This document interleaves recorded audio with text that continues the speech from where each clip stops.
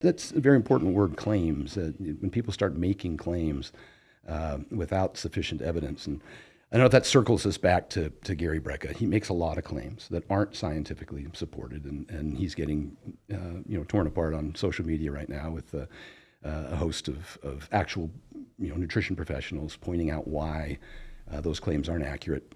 He got Dana to lose weight, and Dana lost 35 pounds. And Dana was complaining about the fact that, his doctors are terrible. They just put me on blood pressure medication. And, of course, if you walked into my office 35 pounds overweight and your blood pressure was 180 over 100, I'd give you blood pressure medication too.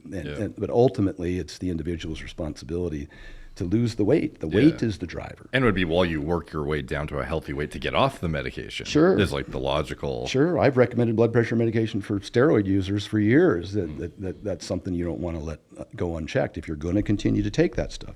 If you're going to continue to be overweight and drink and not exercise, you probably should be on blood pressure medication. Mm-hmm. If you want to get off blood pressure medication and when you get off your CPAP, then you probably should lose 30, 40 pounds to get down to a healthy weight. And that's ultimately what Dana did. And it wasn't because, I hate to say, it was because Gary convinced him that he was going to die in 10 years using the biological clock, which there's no evidence to suggest. But I could do a blood test on someone and give them a whole bunch of reasons why they're not, why they're going to potentially die sooner without trying to estimate an exact date. And by creating that sense of urgency, thereby, it might compel someone to actually get off their ass and start to lose the weight. Hey, buddy, you're going to die in 5 years. You're going to have a heart attack.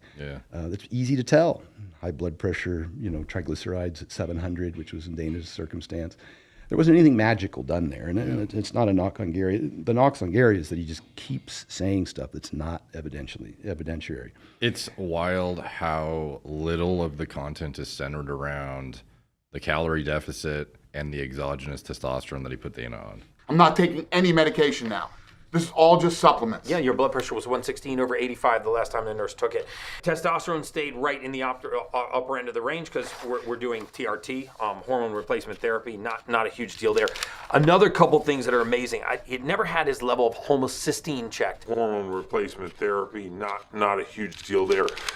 Right. Yeah, it's like this whole spiel for 2 hours about methylated B vitamins and your MTHFR polymorphism that almost everyone has that obviously, at least from what we've seen, isn't that detrimental overall to longevity, or else you would have this massive subsection of people with great, MTHFR function who would be living way longer than everyone else. And it's just not how it plays out. And it's just wild. Yeah, a lot of people tend to major in the minors. And I've done that. Ever since scrolling through microfiche, as I told you in college, I was looking for that one biohack, which is just a term that's nauseating because those are things that just rarely have evidence for any meaningful outcome. Mm-hmm.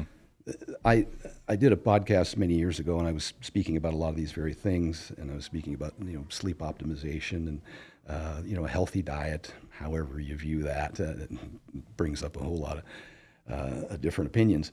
And regular exercise. And somebody commented, Stan just keeps repeating himself. Well, it's because I talk about the things that actually work. And there's so many popular influencers now that they, as I mentioned earlier, they'll talk about mechanisms and rat studies, and then make these giant logical leaps to talk about that you should do this, and apply these extraordinary percentages of benefit. And the outcomes, that's majoring in the minors.